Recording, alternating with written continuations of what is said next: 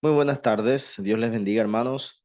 Estamos en esta clase, la clase primera del libro de Santiago, y en esta oportunidad nosotros vamos a estar viendo los puntos principales de esta carta. Como ustedes ven, tiene dos lecciones, esta es la primera, y vamos a ver la introducción a la epístola de Santiago.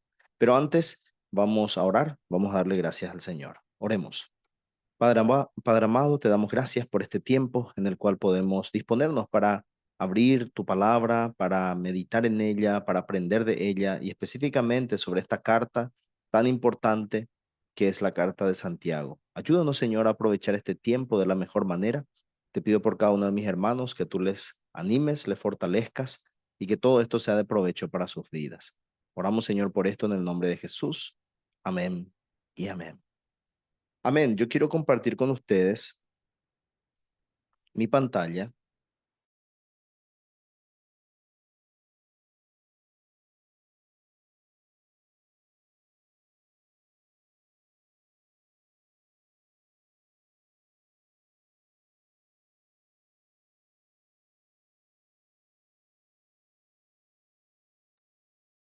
Y aquí, entonces, vamos a estar hablando hoy un poco ya en base a lo que ustedes pudieron leer, lo que ustedes pudieron reflexionar, también ver en el material de apoyo sobre la epístola de Santiago. Y hoy vamos con la lección uno, que es una introducción a esta epístola. Y vamos a ver algunos puntos importantes sobre ella. Primero que nada, empezamos un poco hablando del autor del libro. Y como ustedes ya se habrán dado cuenta, hay algunos académicos que cuestionan la autoría de Santiago, principalmente porque Santiago no era conocido en la iglesia primitiva. También hay un argumento respecto al nivel de griego que él manejaba. Entonces, la carta se ve a una persona con mucha educación, pero Santiago era un pescador analfabeto. Y también se ha argumentado que la teología de la carta es diferente a la de los otros escritos del Nuevo Testamento. Entonces, esto sugeriría una escritura posterior de la carta de Santiago.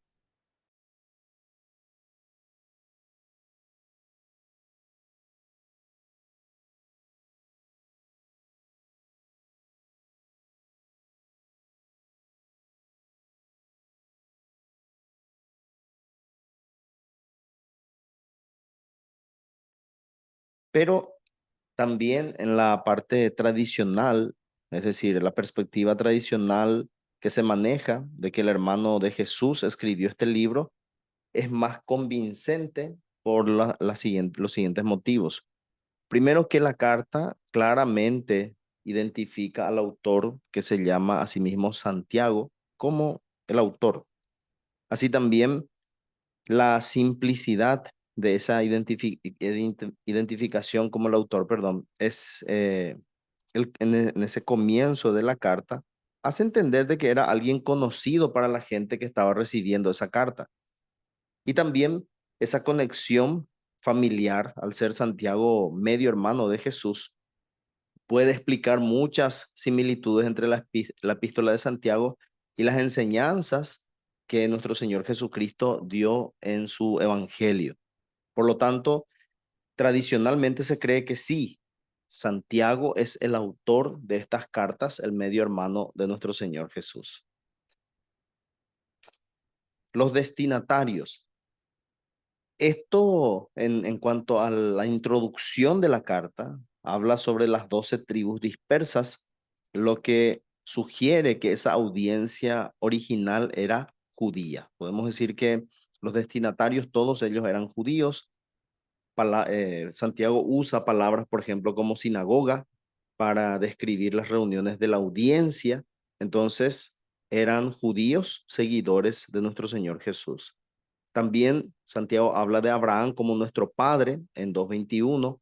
También esto sugiere que son judíos. Y también habla de la ley real, donde en 2:8 se refiere a esa ley de amor que Jesús enseñó, cuyo texto también está en Mateo 22:37 al 40. Entonces, sugiere esto que también eran cristianos. Vemos palabras que relacionan esta audiencia a un trasfondo judío. netamente, pero también hay enseñanzas que les relacionan con nuestro Señor Jesús. Podemos decir entonces que los destinatarios eran judíos cristianos. Y recordando un poco que Abraham eh, fue, es padre de la fe, tanto de judíos circuncidados como de gentiles incircuncisos. Eso es algo, hermanos, que tenemos que tener en cuenta siempre. En cuanto al lugar, fecha y propósito, lo que se cree, hermanos, es que Santiago escribió su epístola desde Jerusalén como líder de la iglesia primitiva. Nosotros le encontramos ya en el libro de Hechos de los Apóstoles, en el capítulo 15, cuando él toma ese liderazgo y él habla al pueblo en nombre de los ancianos, y allí estaba también Pedro, por lo tanto era una autoridad reconocida en la congregación de Jerusalén. Y vemos aquí, hermanos, por la carta de que los dispersos, es decir, aquellos judíos que han creído en Cristo, eran responsabilidad de él. Esta carta fue escrita entonces 44 después de Cristo y se puede ver que fue después de la muerte de Esteban, que está en Hechos 7, 54 al 60, y antes del concilio de Jerusalén en Hechos 15. Ese sería el tiempo aproximado de su escritura. Y el propósito era para exhortar, es decir, para animar a todos los judíos cristianos, teniendo en cuenta su trasfondo, de que ellos tenían que vivir de acuerdo a su fe y mostrar esto en sus obras. Él muestra, anima a los judíos cristianos que probablemente estaban bajo cierta persecución a que ellos permanezcan firmes. Y también buscaba corregir algunos errores teológicos y prácticos que habían en la iglesia primitiva. Estos son los motivos de su lugar, fecha y propósito. Así también vemos un poco la estructura del libro, y la estructura de esta carta es muy parecida a todos los libros o obras de sabiduría de su época, y se enfoca en la sabiduría como una forma de encontrar gozo en tiempos de prueba. Entonces, hermanos, podemos decir que para Santiago la sabiduría era encontrar gozo en tiempos de prueba. El sabio es aquel que se goza aún en sus pruebas, pero eso viene por su confianza en el Señor. Dentro de lo que es la carta se puede notar un lenguaje poético y proverbial. Esto es algo característico de las obras de sabiduría que se utilizaba así para poder transmitir estas enseñanzas, y que al ser de este tipo era más fácil memorizar, ya que la sabiduría tendría que ser memorizada, apropiada para luego ser utilizada en el día a día. Pero hay algunas cosas que son diferentes a los demás textos de sabiduría. Primero, que era una carta que se escribió para una iglesia, y también de que tiene temas que son teológicos y son prácticos así bien específicos, como la fe y las obras, la paciencia en la prueba, el control de la lengua. Entonces, esa es su diferencia con otras obras de sabiduría. Y también tiene una estructura más organizada que otras obras de literatura de sabiduría, con secciones que se definen así claramente y tiene un saludo formal al principio. Si comparamos un poco con lo que es Proverbios, podemos ver que hay una similitud, pero también no es tan parecido por esta estructura que tiene el libro de Santiago. También vemos, hermanos, que dentro de lo que es la sabiduría y el gozo en las pruebas, Santiago menciona lo siguiente, que buscar sabiduría, la búsqueda de la sabiduría hace posible tener sumo gozo en medio de las pruebas. Y este gozo en medio de las pruebas nos hace darnos cuenta de que realmente hay sabiduría en nuestras vidas. Santiago le enseña a sus lectores que la humildad delante de Dios es el camino a a la sabiduría. Y cuando los seguidores de Cristo se acercan a Dios humildemente en su misión, entonces la sabiduría que ellos reciben trae gozo, incluso aún estando en medio de esas pruebas. Diciendo de otra manera un poco, hermanos, la sabiduría de Dios permite al cristiano, sea judío o sea gentil, ver la prueba de una manera diferente, de una manera amplia, de una manera donde nos damos cuenta de que es útil. Como dice Romanos 8:28, todas las cosas obran para bien. Entonces la sabiduría que Dios da al cristiano que se somete, que se humilla delante de Dios, que ora pidiendo sabiduría, entonces puede ver de una manera diferente, le hace ver el bien en esa prueba.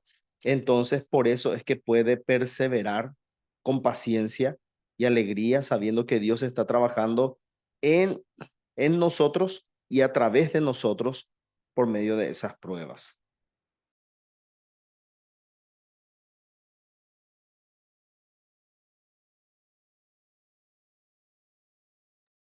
Santiago llamó a su audiencia a vivir su fe en varias maneras, porque este era un propósito también de la carta, llamar a los cristianos a vivir su fe en forma práctica. Y aquí es donde podemos abrir un poco la escritura y podemos encontrar, hermanos, los pasajes que aquí nos muestran y vamos a ver un poco cómo Santiago se expresa a sus oyentes o a aquellos que iban a recibir su carta. Podemos preparar las Biblias.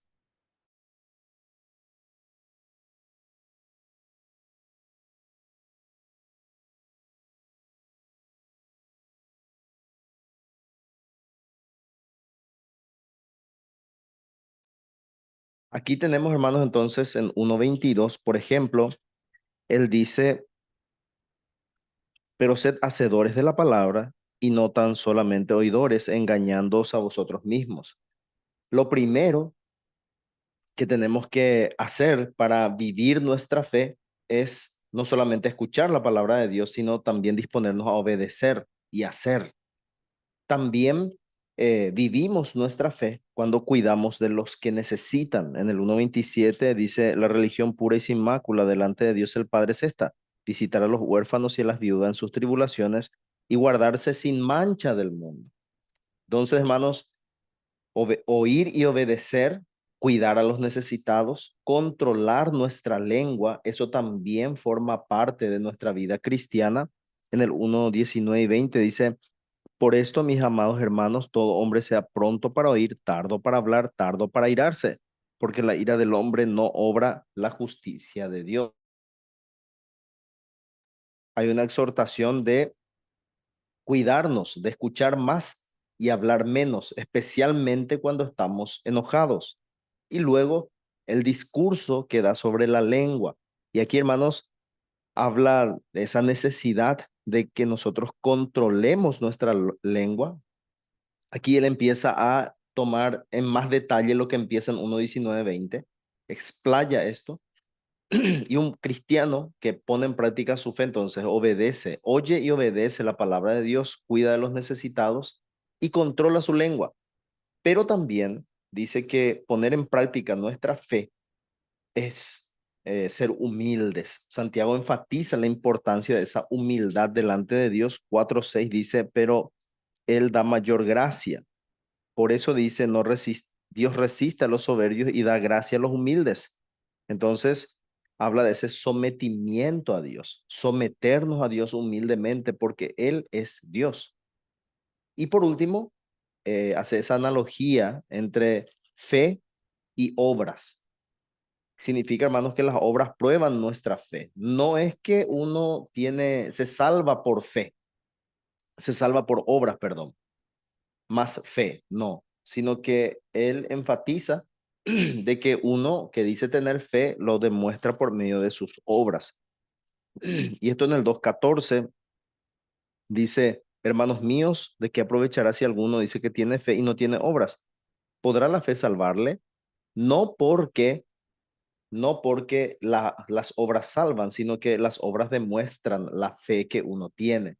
Aquí habla, hermanos, de que la fe no salva. ¿Por qué? Porque no es una fe verdadera, porque no se ve en la vida de esa persona la humildad ante Dios, el control de su lengua, el cuidado a su prójimo, el oír y obedecer la palabra de Dios.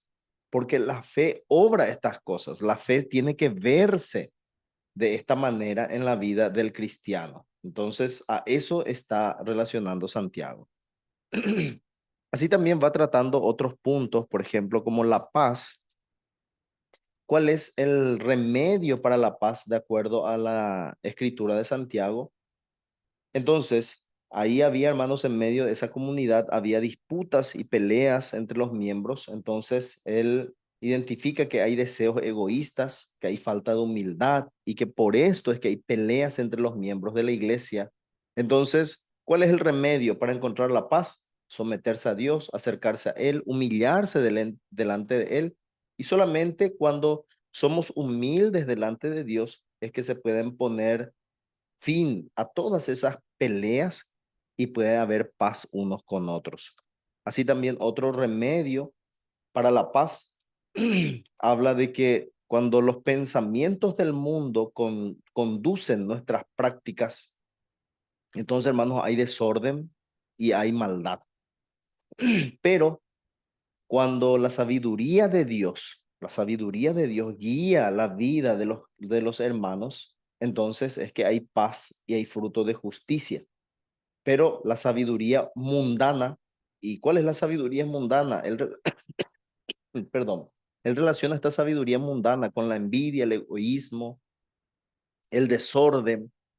Entonces, hermanos, cuando esto hay en medio de una congregación, siempre hay discordia, pero cuando confiamos en Dios, cuando nos humillamos delante de Dios y reconocemos que lo que Él dice, que lo que Él muestra es mejor que lo que nosotros podemos decir o pensar, entonces allí el Señor trae paz.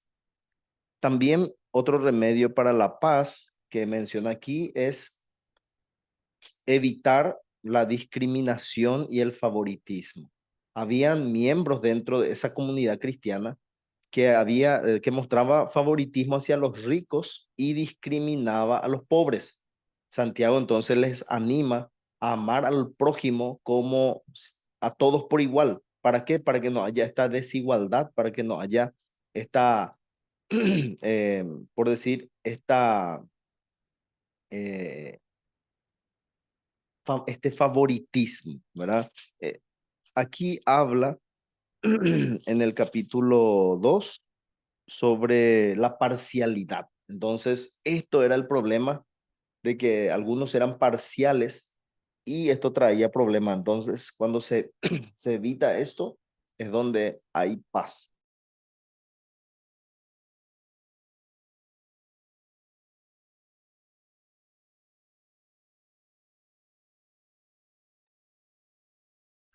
Continuamos. También trata un tema muy importante sobre la riqueza y el futuro. Y aquí, hermanos,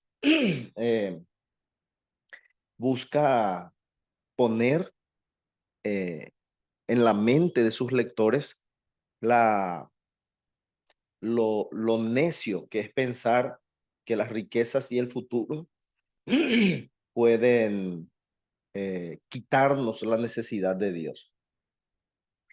Santiago advierte sobre la sabiduría y el futuro y que hacer planes y acumular riqueza sin considerar lo que Dios dice es totalmente necio.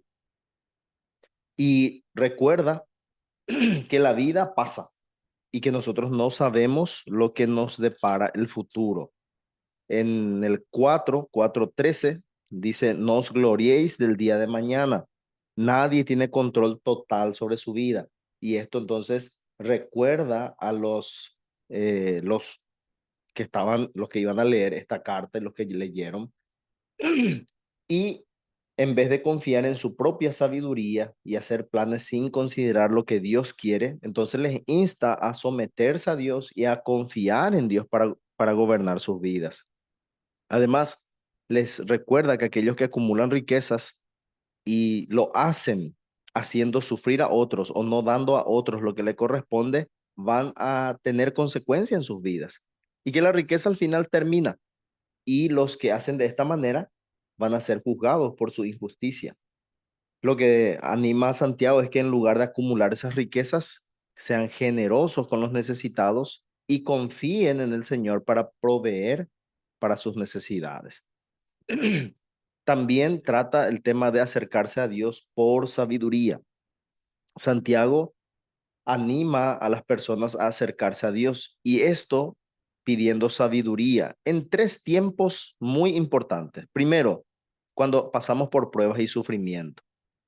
Las pruebas y el sufrimiento es una oportunidad para crecer en nuestra fe, para buscar la sabiduría que viene de lo alto. Entonces, Santiago les dice que si alguien está sufriendo, tiene que orar, tiene que buscar acercarse a Dios y buscar sabiduría para poder tener esa visión diferente de lo que está pasando y tener gozo en la prueba. También hay que acercarse a Dios por sabiduría en los tiempos de enfermedad. Y les anima, capítulo 5 de Santiago, que si uno está enfermo, llame a los ancianos de la iglesia para que oren por él, le unjan con aceite en el nombre del Señor. La oración y la unción con aceite son formas de buscar la sabiduría y la sanidad en tiempos de enfermedad. Esto es también acercarse a Dios en los momentos de enfermedad. Y es sabio eh, llamar a los ancianos, pedir oración, que sean ungidos con aceite. Esto es sabiduría. Y también habla de buscar la sabiduría de Dios cuando hay tiempos de decisiones importantes. Santiago les dice que busquen esa sabiduría de Dios para tomar decisiones importantes y que tenemos que pedirle a Dios porque Dios da esa sabiduría sin reproche. Dios da esta sabiduría sin reproche. ¿Y cuál es la forma en la cual Dios da esta sabiduría? Cuando nos acercamos a Él en oración. Por eso, hermanos, en pocas palabras, buscamos sabiduría de Dios cuando estamos en pruebas y sufrimiento, cuando oramos y le pedimos sabiduría para ver de una manera diferente nuestro problema, nuestro sufrimiento y poder encontrar el gozo en el sufrimiento. Es sabio pedir a Dios en oración eh, también sanidad, pero también es sabio llamar a los ancianos que vengan y oren, que vengan y unjan. Esto es sabio. Y también Dios da la sabiduría a todos sin reproche, por lo tanto hay que pedir sabiduría para tomar decisiones difíciles. Y también, hermanos, hay un énfasis de Santiago en que tenemos que cuidarnos unos a los otros.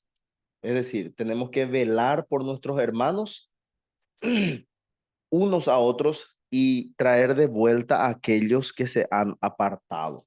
Esto es muy importante, hermanos. ¿Por qué? Porque les recuerda que como hermanos y hermanas en una comunidad de fe tenían la obligación y el privilegio de dirigir al pueblo de vuelta a la fe que realmente salva.